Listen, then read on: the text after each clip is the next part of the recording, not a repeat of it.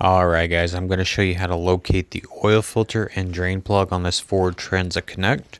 So you're going to need a T30 Torx, and you're going to have to take off all of these screws that go around the border of this splash shield here.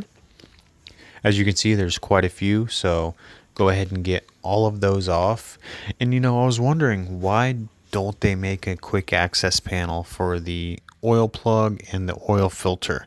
Like, they have this random hole here that doesn't look like it goes to anything. Maybe it's for air or airflow, but you'd think that they could make an access panel for these two things so you don't have to take off this whole panel. But anyways, I guess that's just what we have to deal with.